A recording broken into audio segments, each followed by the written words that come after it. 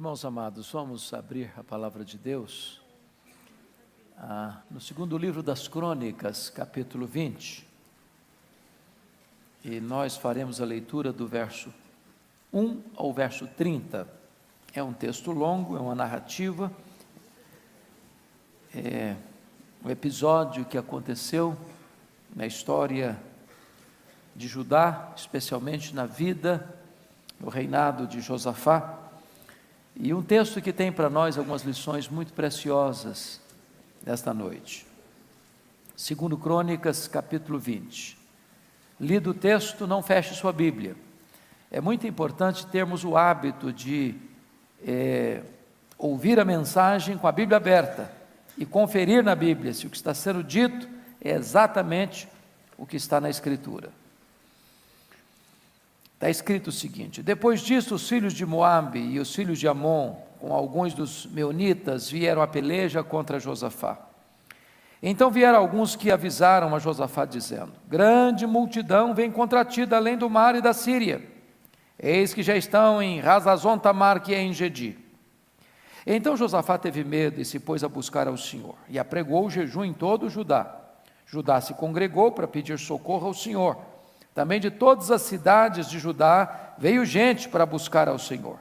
Pôs-se Josafá em pé, na congregação de Judá e de Jerusalém, na casa do Senhor, diante do pátio novo, e disse: Ah, Senhor, Deus de nossos pais, porventura não és tu Deus nos céus? Não és tu que dominas sobre todos os reinos dos povos? Na tua mão está a força e o poder, e não há quem te possa resistir. Porventura, ó nosso Deus, não lançaste fora os moradores desta terra diante do teu povo de Israel, e não a deste para sempre a posteridade de Abraão, teu amigo? Habitaram nela, e nela edificaram um santuário ao teu nome, dizendo: se algum mal nos sobrevier, espada por castigo, peste ou fome, nós nos apresentaremos diante desta casa e diante de ti, pois o teu nome está nesta casa, e clamaremos a ti na nossa angústia, e tu nos ouvirás e livrarás. Agora, pois, eis que os filhos de Amon e de Moabe, os do monte Seir, cujas terras não permitiste a Israel invadir, quando vinham da terra do Egito, mas deles se desviaram e não os destruíram, eis que nos dão pago, vindo para lançar-nos fora da tua possessão, que nos deste em herança. Ah, nosso Deus, acaso não executarás tu teu julgamento contra eles? Porque em nós não há força para resistirmos a essa grande multidão que vem contra nós, e não sabemos nós o que fazer, porém os nossos olhos estão postos em ti. Todo o Judá estava em pé diante do Senhor, como também as suas crianças, as suas mulheres e os seus filhos. Então veio o Espírito do Senhor no meio da congregação sobre Jaaziel, filho de Zacarias, filho de Benaía, filho de Jeiel, filho de Matanias, levita dos filhos de Asaf, e disse: dai ouvidos todo Judá, e vós moradores de Jerusalém, e tu, ó rei Josafá, ao que vos diz o Senhor: não temais, nem vos assusteis por causa desta grande multidão, pois a peleja não é vossa, mas de Deus. Amanhã descereis contra eles. Eis que sobem pela ladeira de Ziz, encontrá-los eis no fim do vale, defronte do deserto de Jeruel. Neste encontro, não tereis de pelejar.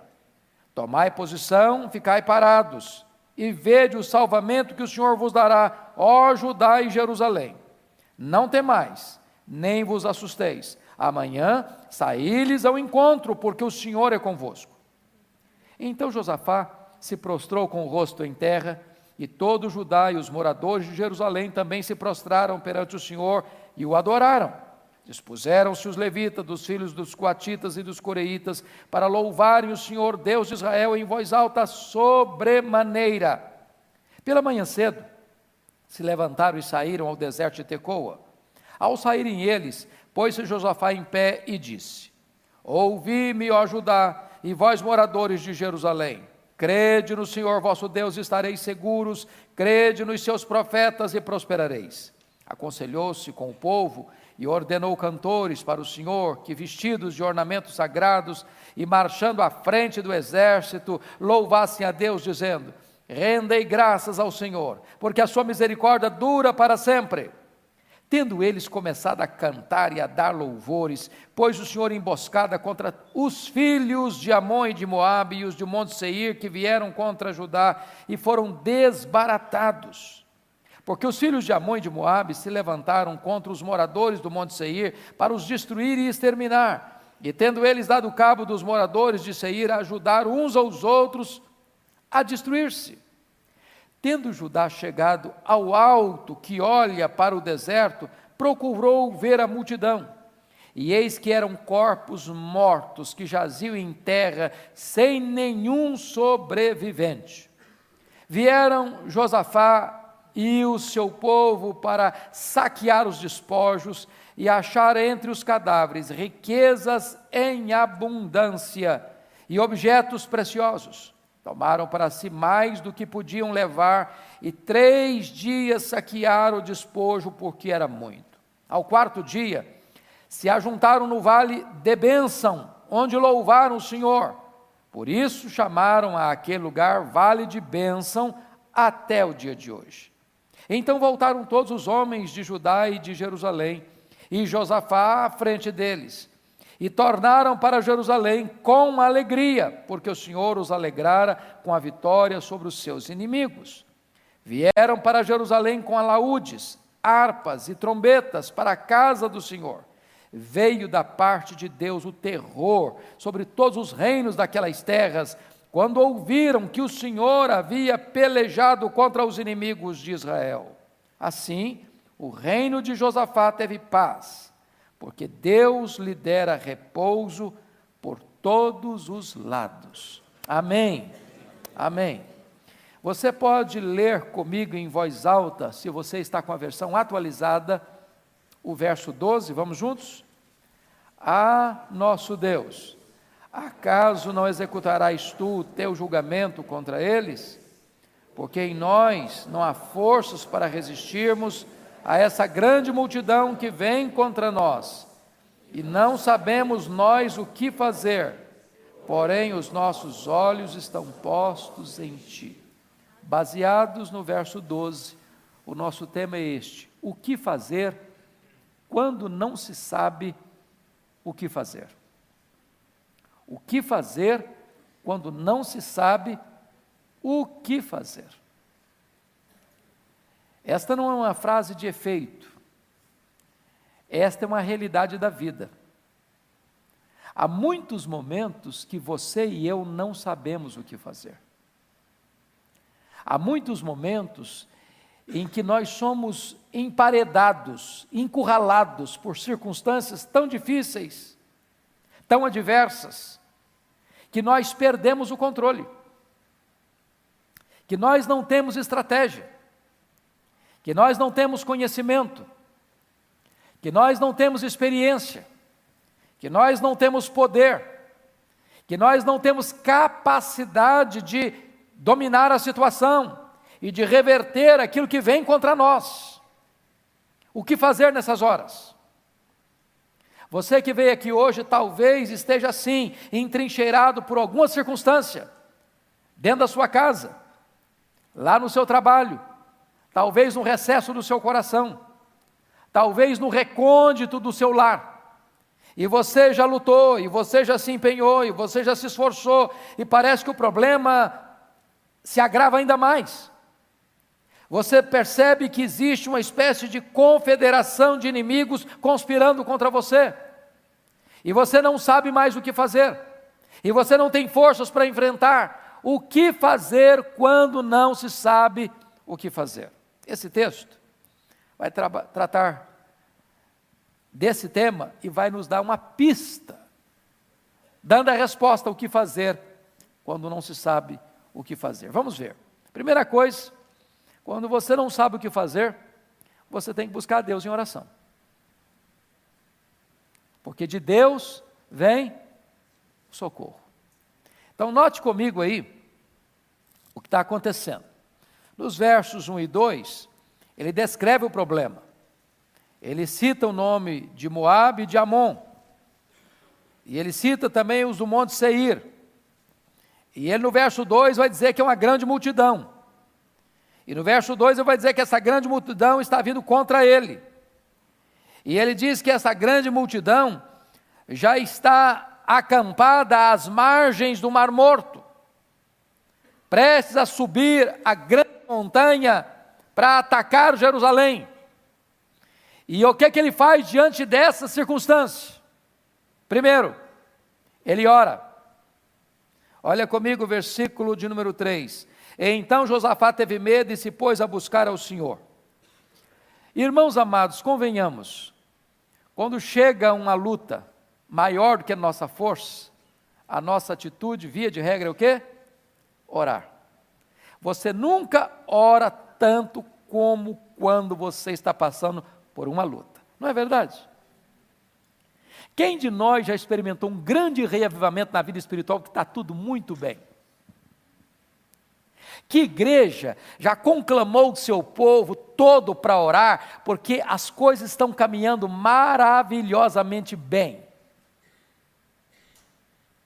As reuniões de oração brotam do ventre da crise. É quando a coisa pega, é quando a coisa aperta, é quando você se vê encurralado, é quando você se vê frágil, impotente, incapaz, é quando você é ameaçado, é que você cai de joelhos. Agora notem, quando então devemos orar? Primeiramente, irmãos, nós devemos orar quando o inimigo nos ataca. Está escrito aí no versículos 2 a 4. Agora eu pergunto para vocês, tem inimigo atacando a gente? Tem perigo ameaçando a gente? Olha para o Brasil hoje. Você acha que as famílias estão ameaçadas por ideologias perigosas? Vocês acham que hoje a família está ameaçada por uma mídia anti-Deus, anti-valores do reino?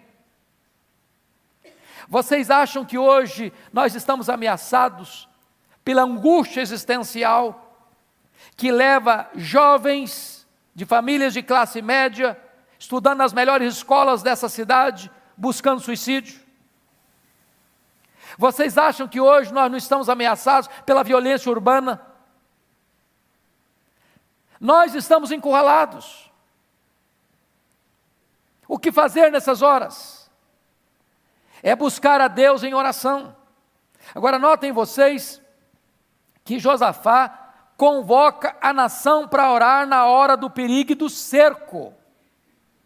Tem hora que a sua oração é pessoal, é para você entrar no seu quarto, trancar a porta e falar com Deus.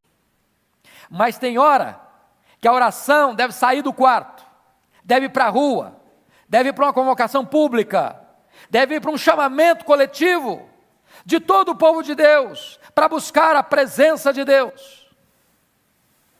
Porque quando o inimigo nos ataca, o inimigo precisa saber de uma coisa: o povo de Deus se une na crise, o povo de Deus se une na dor, o povo de Deus se volta para o todo-poderoso Deus, para invocar o seu nome e buscar a sua face. Meus amados irmãos, quando eu leio a Bíblia, sobretudo lá no livro de Apocalipse, capítulo 9, a sensação que eu tenho é de que o poço do abismo foi aberto, está escrito lá, e sai desse poço do abismo nuvens de gafanhotos, que na verdade são demônios, que saem para atormentar os homens. Que gente? Aqueles que não têm o selo de Deus. Nós vivemos nessa sociedade atormentada, irmãos. Gente que tem dinheiro, gente que não tem dinheiro, gente que tem doutorado, gente que é analfabeta, gente que mora em mansão, gente que mora na favela. Não importa a cor da pele, não importa a classe social, não importa o grau de instrução, as pessoas vivem atormentadas, sem paz. Esta hora é hora de buscar a Deus em oração.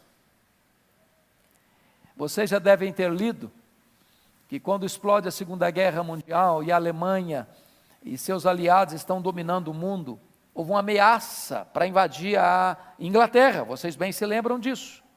E vocês se lembram de como as igrejas da Inglaterra foram conclamadas para orar e para jejuar.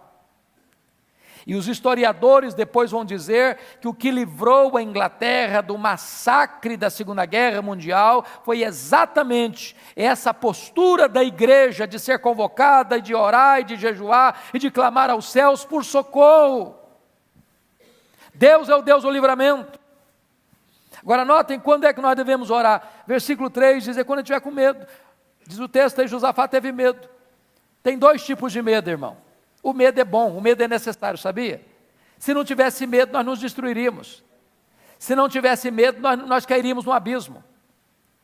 Agora tem um medo que leva você para longe de Deus, que bota no seu coração incredulidade, que bota no seu coração dúvida, mas tem um medo que empurra você para os braços do Onipotente. Quando você diz, meu Deus, eu não sei o que fazer, eu não tenho força, eu não tenho estratégia, eu não tenho poder, eu não tenho capacidade, e nessa hora você reconhece a sua fragilidade, é nessa hora que você se lança nos braços do Eterno, para buscar em oração. Quando nós devemos orar? Nós devemos orar é quando nós não sabemos o que fazer.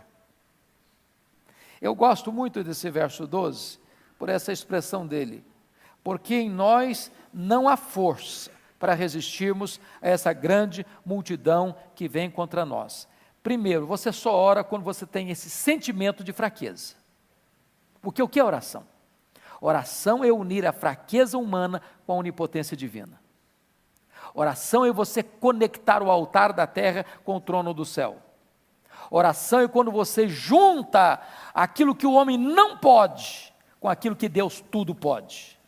Isso é oração. E notem mais, ele tem um sentimento de incapacidade, nós não sabemos o que fazer. Eu pergunto a você, você sabe o que fazer nas crises que atingem o seu casamento, que atinge a sua casa, que atinge a sua família, que atinge o seu coração? Você sabe o que fazer? O grande problema é esse, você não apenas não tem força, mas você também não tem conhecimento, nem sabedoria e nem estratégia. Mas o que é oração? É você falar o que está escrito no finalzinho do verso 12, porém os nossos olhos estão postos em Ti. Louvado seja Deus.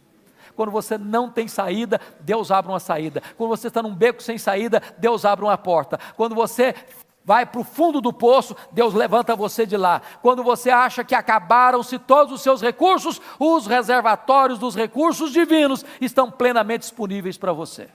Louvado seja Deus por isso. Agora a pergunta agora é como orar. Veja você, no versículo 3, que Josafá não só teve medo, mas ele pôs a buscar o Senhor e apregou o quê? Jejum em todo o Judá. Nós deveríamos orar, irmãos, nessa dependência, jejuando. Quando você jejua, a primeira coisa que acontece é você estar se quebrantando, você está se humilhando, você está buscando quebrantamento. Quando você jejua, você está dizendo o seguinte, eu quero me abster daquilo que é bom por aquilo que é melhor. Eu quero me abster do alimento que sustenta o meu corpo para buscar o alimento que sustenta a minha alma. Quando você jejua, você está dizendo que você tem tanta pressa em buscar a Deus, que buscar a Deus é mais urgente do que alimentar o seu corpo. Quando você jejua, você está dizendo, eu tenho mais fome de Deus do que do pão da terra. É necessário orar e jejuar. Nas grandes crises, irmãos, o povo de Deus foi conclamado a jejuar. E nas grandes crises, Deus deu livramento ao seu povo mediante oração e jejum. Nós precisamos aprender essa lição. Como é que nós devemos orar? Segundo lugar, além de orar com jejuns, é orar em conjunto. Olha o versículo 4. Judá se congregou para pedir socorro ao Senhor. Você nota ainda que veio gente de todas as cidades de Judá para buscar o Senhor. Nós estamos vivendo uma época, irmãos, em que nós temos muita dificuldade de reunirmos-nos para orar. Não é verdade? Eu não sei como é que anda lá a reunião de oração na congregação que você frequenta. Mas se você fizer um estudo, uma análise pelo Brasil afora, as reuniões de oração estão no CTI. Estão em algum lugar já em coma. Porque as pessoas não têm tempo para orar. Elas têm tempo para um churrasco, elas têm tempo para uma festa, elas têm tempo para ir no campo de futebol, elas têm tempo para um bate-papo, mas elas não têm tempo para orar. Tem hora que é necessário que o povo de Deus seja conclamado, convocado para orar, mas não é um grupinho não.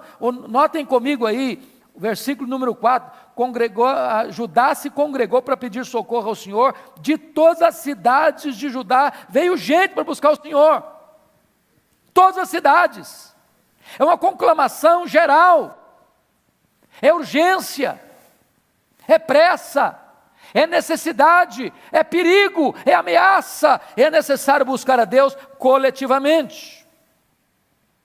Como é que nós devemos orar?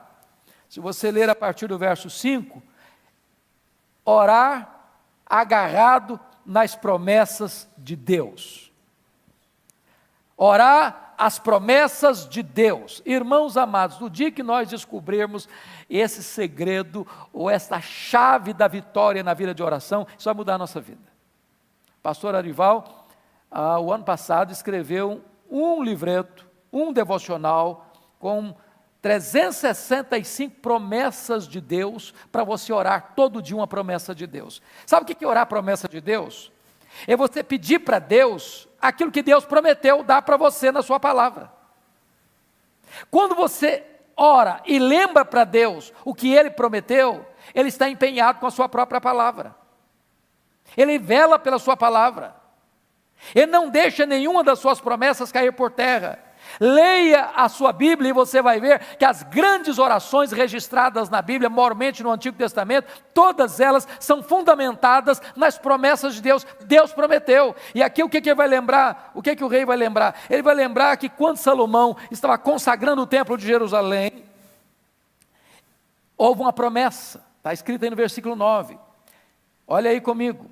Versículo 8 e 9, habitaram nela e nela edificaram um santuário ao teu nome, dizendo, se algum mal nos sobrevier, espada por castigo, peste ou fome, nós nos apresentaremos diante desta casa e diante de ti, pois o teu nome está nesta casa, e clamaremos a ti na nossa angústia, e tu nos ouvirás e livrarás. Era a promessa de Deus para o povo lá.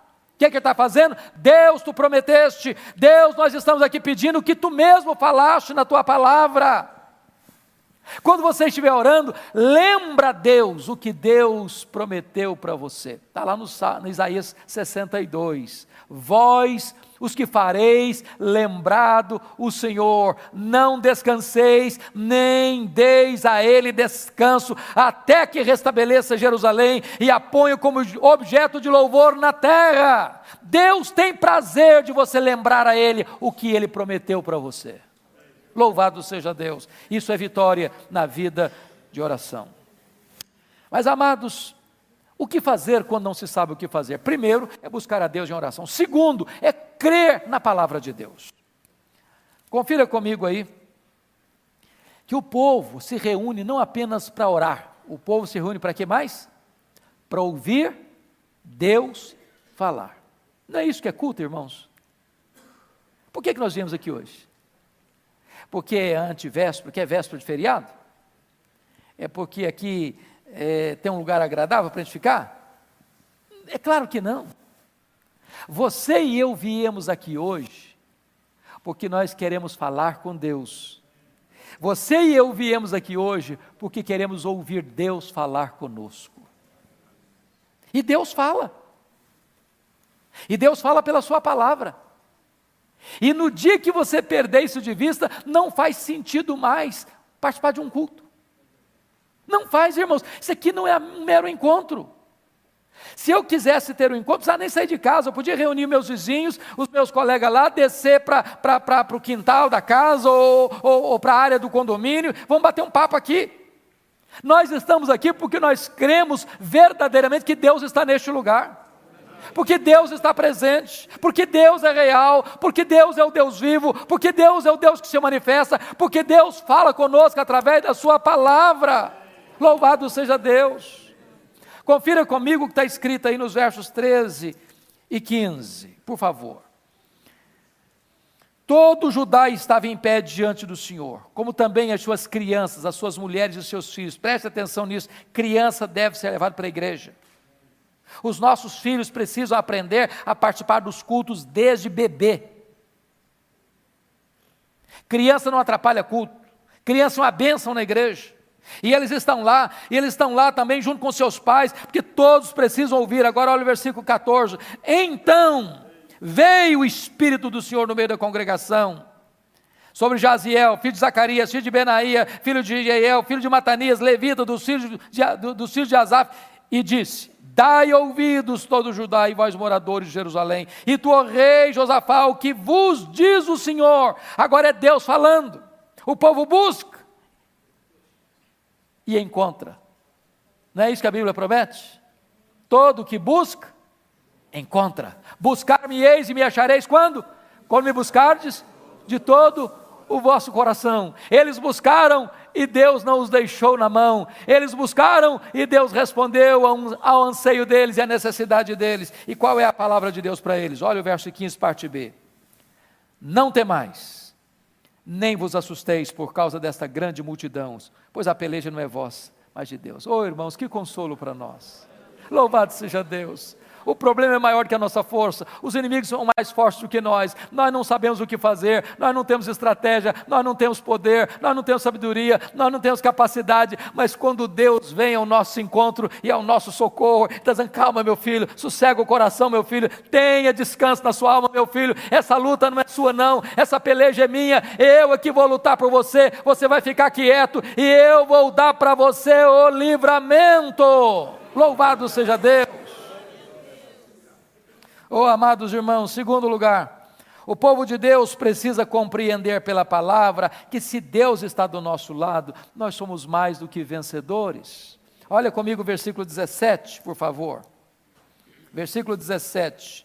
Neste encontro não tereis de pelejar, tomai posição, ficai parados, vede o salvamento que o Senhor vos dará ao ajudar em Jerusalém, não temais nem vos assusteis. Amanhã saí-lhes ao encontro, por quê? Porque o Senhor é convosco. Amanhã saí-lhes ao encontro porque sois fortes. Amanhã saí-lhes ao encontro porque sois maioria. Amanhã saí-lhes ao encontro porque sois fortes e poderosos, com armas tão poderosas, porque sois adestrados na guerra. Não, saí-lhes ao encontro porque amanhã eu serei convosco. O Senhor é convosco. É a presença dEle. É a presença dEle. Se Deus é por nós, quem será contra nós? Deus está conosco, irmãos. Deus está conosco. Deus está com a igreja. Louvado seja o seu nome. Terceiro, confira comigo. O povo de Deus precisa compreender que a nossa vitória vem do Senhor e não do nosso esforço. O versículo 17 deixa isso claro. Vede o salvamento que o Senhor vos dará, não tereis de pelejar. Alguém já disse que quando o homem trabalha, mas quando o homem ora, Deus trabalha. Deus trabalha. E quando Deus trabalha, não tem ninguém que pode resisti-lo. Multidão para Deus e nada é a mesma coisa. Uma confederação de inimigos para Deus e nada é a mesma coisa. Armas nucleares e nada para Deus é a mesma coisa. Bombas atômicas e nada para Deus é a mesma coisa.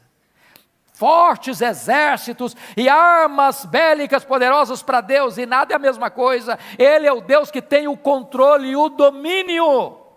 Se Ele está conosco, a vitória é nossa. Se Ele se agradar de nós, nós podemos. Louvado seja o seu nome. É dele que vem a vitória. Meus amados, prestem bem atenção nisso. O que resulta quando você escuta a palavra de Deus que acalma o seu coração?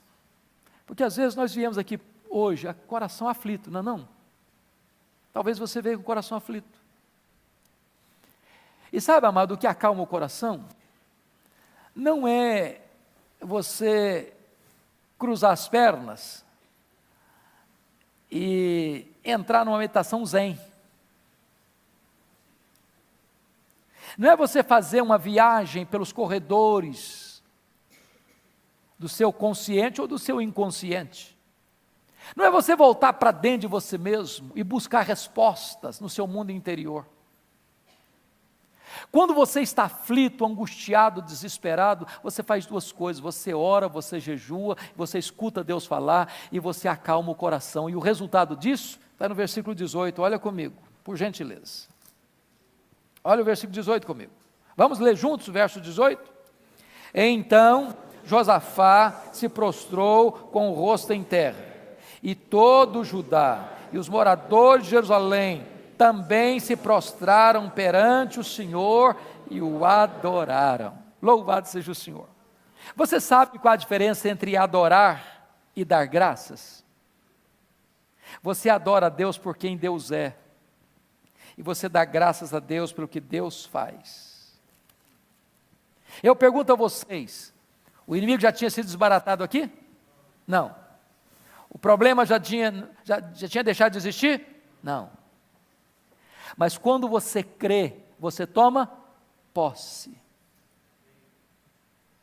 Não foi o que Deus disse para Ana, lá em Siló? Vai em paz para a tua casa e o Deus de Israel te conceda a petição que lhe fizeste.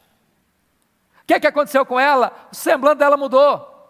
Ela creu, ela confiou que aquela palavra era para ela, ela tomou posse, e por isso o semblante dela mudou. Ela não tinha sido curada ainda, não, porque a Bíblia diz que ela desceu para Ramá, coabitou com seu marido, Deus se lembrou dela e ela concebeu.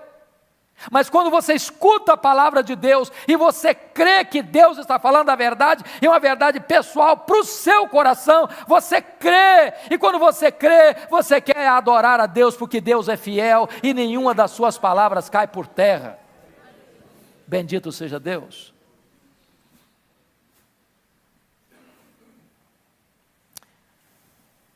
Olha comigo o versículo 20, por favor.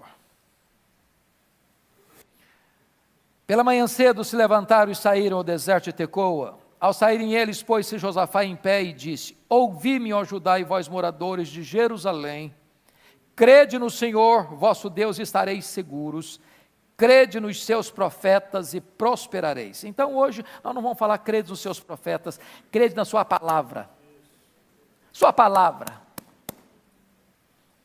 Meu amado irmão, eu não sei qual o problema que você está passando, qual a luta que você está vivendo, eu não sei quantos inimigos estão se levantando contra você, mas o que Deus está dizendo para o seu coração, para a sua alma, para a sua mente, para as suas emoções, para a sua razão, para a sua vida, para a sua casa, para a sua família, para os seus filhos, é esta palavra aqui do verso 20, crede no Senhor nosso Deus e estareis seguros, crede na sua palavra e prosperareis. Não vamos duvidar, vamos crer, vamos acreditar que essa palavra é a palavra do Deus vivo, e para Ele não tem derrota, não tem fracasso. Deus conhece o amanhã no seu eterno agora, Ele vê lá o final da linha, Ele vê lá o final da história, e é por isso que Ele pôde nos ensinar a dizer o seguinte: sabemos que todas as coisas cooperam para o bem daqueles que amam a Deus, daqueles que são chamados segundo o seu propósito. O que fazer quando não se sabe o que fazer? Primeiro, buscar a Deus em oração. Segundo, crer na palavra de Deus. Terceiro, louve a Deus. Louve a Deus. Não apenas depois que o problema foi resolvido. Louve a Deus para ver o problema resolvido. Então vamos ver. Primeiro, o louvor é arma de guerra. Olha os versos 18 a 21 comigo. Vamos ler a partir do versículo 19 ao 21. Dispuseram-se os levitas, dos filhos dos coatitas e dos coreitas, para louvarem o Senhor Deus de Israel em voz alta sobremaneira. Pela manhã cedo se levantaram e saíram para o deserto de Tecoa. Ao saírem eles, pôs Josafá em pé e disse: ouvi-me, ó Judá, e vós moradores de Jerusalém, crede no Senhor vosso Deus, estareis seguros, crede nos seus profetas e prosperareis. Verso 21, aconselhou-se com o povo e ordenou cantores para o Senhor, que vestidos de ornamentos sagrados e marchando à frente do exército, louvassem a Deus, dizendo: rendei graças ao Senhor, porque a sua misericórdia dura para sempre. Parece que faz sentido nenhum isso, não é verdade? Já pensou um negócio desse? Está lá o exército, com seus escudos, com as suas espadas, com as suas armas, com o seu aparato. E agora, em vez do coral ir atrás, incentivando, encorajando a pegar as armas e a lutar, o coral vai na frente. Não tem exército, tem coral. Não tem guerreiro, tem cantor. Não tem espada, tem instrumentos musicais. E a ordem é: vamos louvar a Deus com voz alta sobremaneira. E a palavra que você vai cantar é uma palavra de confiança em Deus. Confiança em Deus. Rendei graças ao Senhor, porque a sua misericórdia dura para sempre. Você adora a Deus por quem Deus é, e você dá graças pelo que Deus faz, e porque Deus prometeu fazer, ainda que não tenha feito, você sabe que Ele vai fazer. Porque promessa de Deus e realidade é a mesma coisa. Louvado seja o Senhor. Então você já dá graças agora, ainda que a vitória não chegou, ela vai chegar, e vai chegar porque Deus prometeu, e Ele é fiel para cumprir. Segundo, amados, segundo lugar, o louvor nos põe acima das circunstâncias adversas. O louvor nos põe acima das circunstâncias adversas. É o que está escrito aí no verso de número 22. Tendo eles começado a cantar e a dar louvores, pôs o Senhor emboscada contra os filhos de Amon e de Moabe e os do monte Seir, que vieram contra Judá e foram desbaratados. Eu acho isso tão maravilhoso, irmãos.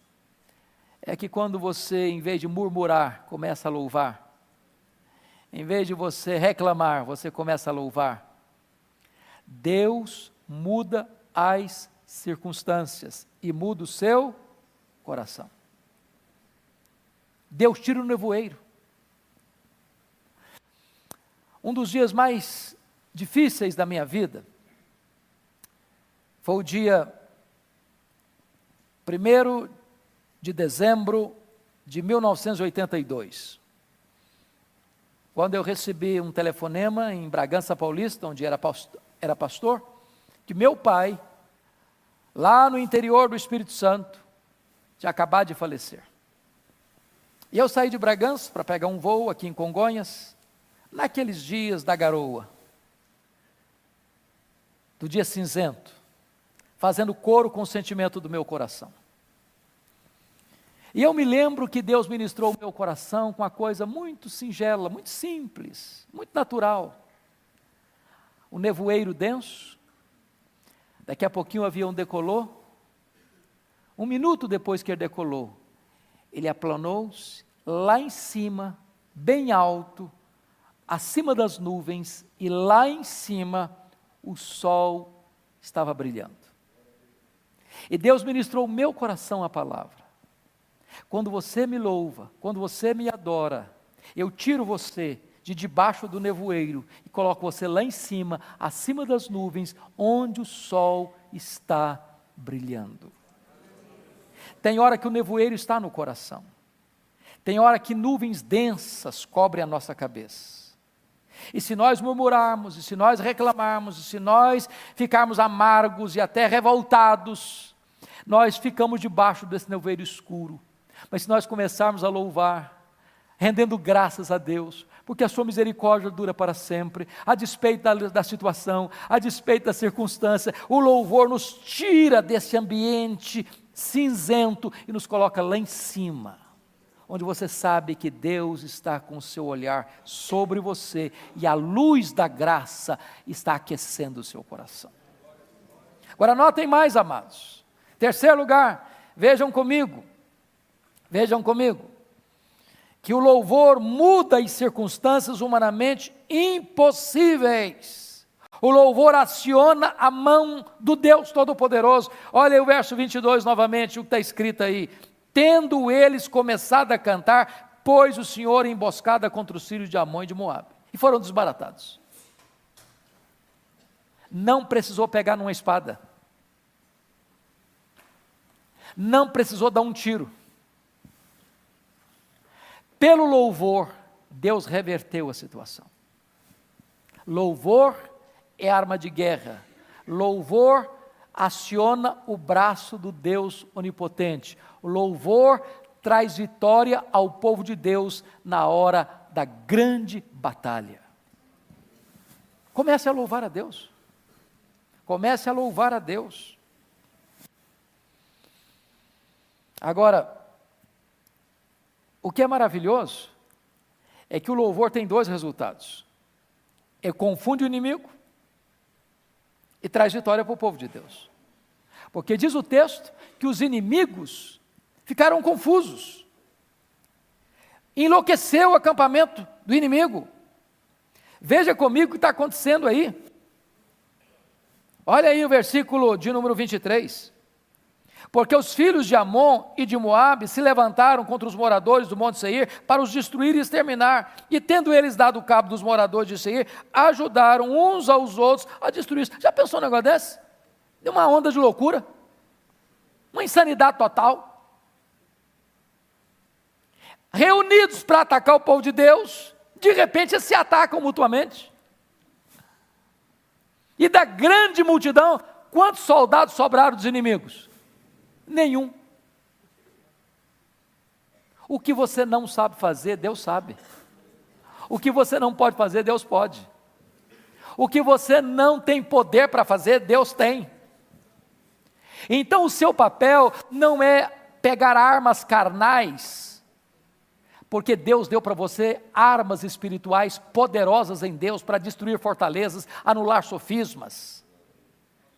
Amados irmãos, a nossa luta não é contra carne e sangue, mas contra principados e potestades, e nessa luta espiritual não adianta ficar com bravatas, não adianta você usar armas carnais, não adianta você falar e gritar e xingar e usar armas carnais. Você precisa colocar-se de joelhos, você precisa jejuar, você precisa ouvir a voz de Deus, você precisa crer no Deus Todo-Poderoso, você precisa pôr sua confiança nas promessas de Deus, você precisa começar a louvar a Deus, e então você verá o braço estendido de Deus agindo em sua defesa e concedendo a você plena vitória. Agora notem mais, o louvor não é a causa da vitória, o louvor não é apenas, resultado da vitória, o louvor é a causa da vitória. Porque pensemos juntos aqui. Às vezes a gente pega o texto de Tiago, pensando que é a única verdade bíblica sobre o assunto. Está alguém triste? Está alguém enfermo? Faça oração. Está alguém alegre? Cante louvores. Está correto cantar louvor, está alegre. Glória a Deus. Mas quer dizer que eu só posso cantar louvores a Deus quando eu estou alegre? Esse texto nos mostra um outro lado dessa verdade. Você não canta louvores porque você venceu o inimigo, você canta louvores para vencer o inimigo.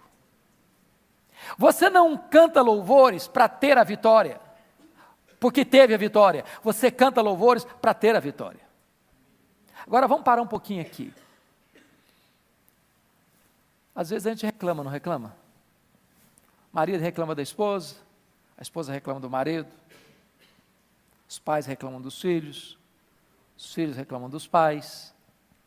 Às vezes você reclama da sua igreja, reclama do seu pastor, reclama do seu trabalho, reclama da sua escola, reclama do seu país. E se nós começássemos a mudar a tática? Começássemos a dar graças a Deus.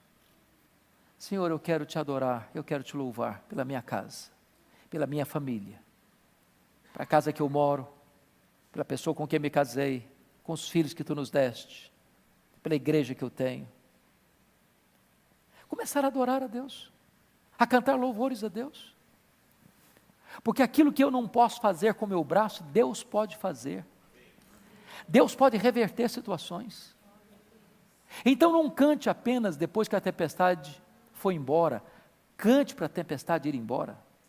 Não cante apenas depois que o inimigo foi derrotado, cante para o inimigo ser derrotado. Porque Deus é poderoso para reverter essa situação, como reverteu aqui no caso. Olha comigo aí, olha comigo aí. versículo de número 24. Tendo Judá chegado ao alto que olha para o deserto, procurou ver a multidão. E eis que eram o quê? Corpos mortos, que jaziam em terra, sem quantos sobreviventes? Sem nenhum sobrevivente. Aquele vale, que é a região mais baixa do planeta, né, pastor Arival? Em Gedi ficava às margens do Mar Morto, e vocês bem sabem que o Mar Morto é o maior buraco do planeta, a 400 metros abaixo do nível do mar. É o lugar mais baixo. Quando eles sobem a montanha e olham para o vale, esperando ver a multidão, só tem defunto, só tem cadáver. E aquele vale que era a grande ameaça, foi batizado com outro nome, Vale da Bênção. Oh, louvado seja Deus! Aquilo que hoje está metendo medo no seu coração, aquilo que hoje está assustando você, aquilo que hoje está angustiando a sua alma, amanhã pode ser o vale da sua bênção, da sua celebração, da sua vitória, porque Deus é poderoso para reverter essa situação na sua vida, louvado seja Deus. Eles estavam com medo, e diz a Bíblia que durante 3 dias, eles não conseguiram recolher todos os despojos de coisas ricas, preciosas. Deus é o Deus que faz milagres ainda hoje. Deus é o Deus do livramento ainda hoje. E hoje, quem sabe, você pode voltar para casa, vendo o seu vale de dor, sendo mudado de endereço, sendo batizado outra vez com outro nome de Vale da Bênção na sua história e na sua vida. A sua casa, que tem sido um vale de lágrimas, poderá ser o Vale da Bênção. Seu casamento tem sido um vale de gemidos, pode ser um vale de alegrias, de celebração. Seus filhos, que talvez tenham sido motivo de choro para você, o vale da dor e das lágrimas, pode ser o motivo da maior alegria para você amanhã, o vale da bênção. Deus é o Deus que ainda hoje transforma vales em mananciais, desertos em pomares, dores em consolo, lágrimas em sorriso, derrotas e fracassos em esplêndidas vitórias. Eu quero orar com vocês, colocar a vida de cada um aqui nas mãos do Deus vivo. O que fazer quando não se sabe o que fazer? Ore a Deus, creia na palavra de Deus, adore a Deus, cante louvores a Deus, e Deus há de agir poderosamente em seu favor e trazer vitória para você. Se você hoje quer colocar a sua vida, a sua casa, a sua família nas mãos de Deus, eu gostaria que num gesto simbólico, se você tiver liberdade, que você se levante e venha aqui à frente. Nós vamos cantar juntos aqui, adorar juntos aqui, talvez orar juntos aqui, talvez buscar ouvir o que Deus falou conosco, dizer: Deus, eu creio na Tua palavra, eu creio que Tua palavra é verdade, a Tua palavra foi para mim hoje, não foi uma palavra geral, foi para o meu coração, e você quer sair daqui hoje, crendo que o vale da dor vai se transformar em vale de bênção na sua vida. Então levante-se e venha, nós vamos orar ao Senhor. Ele está aqui, e Ele é poderoso para ouvir o nosso clamor, Ele é poderoso para reverter as circunstâncias mais amargas da nossa vida. Ele é poderoso para nos dar vitória nesta noite. Bendito seja o seu nome. Bendito seja o seu nome. Pastor Arival vai orar por nós. Venha, para levantar e vir, em nome de Jesus. Se você tem uma causa e quer ver o sinal do favor de Deus em seu favor, venha aqui à frente, nós vamos orar juntos. Pastor Arival, ore por nós.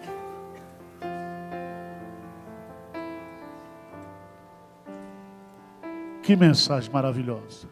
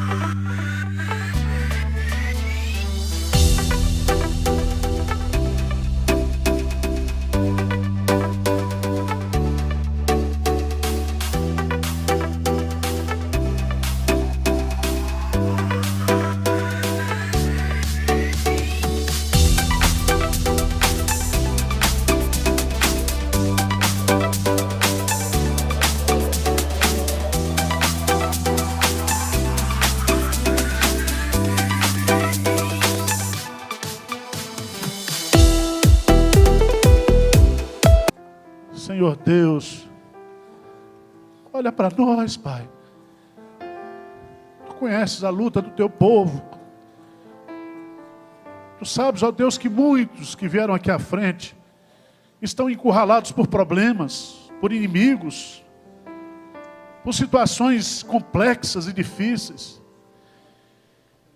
E o medo toma conta do nosso coração e nós não sabemos o que fazer. Não há força em nós, Pai. E nós clamamos pelo Teu nome aqui nessa noite.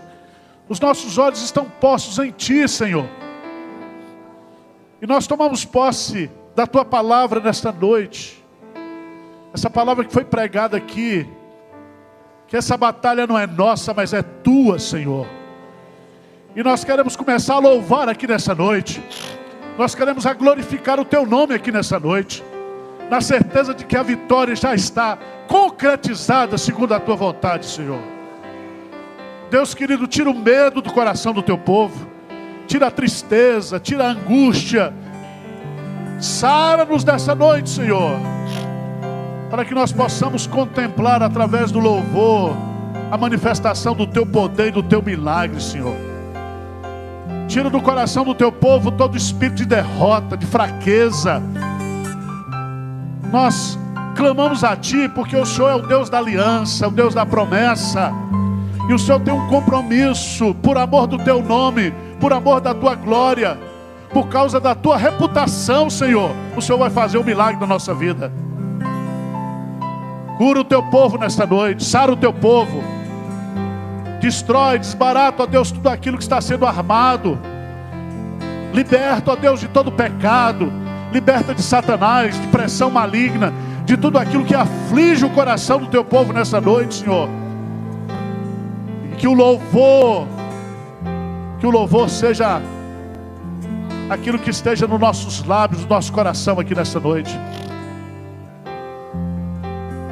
Eu quero recitar aqui, Senhor, o Salmo 40. Esperei confiantemente pelo Senhor. Ele ouviu a minha voz. Ele me tirou de um poço de lama de perdição e colocou os meus pés sobre uma rocha e firmou os meus passos e colocou nos meus lábios um hino de louvor ao Senhor. Louvado seja o Teu nome, Senhor. Tira o Teu povo do buraco nessa noite. Coloca alegria, coloca louvor, contentamento, gratidão no coração do Teu povo. No meu coração, Senhor, em nome de Jesus. Amém.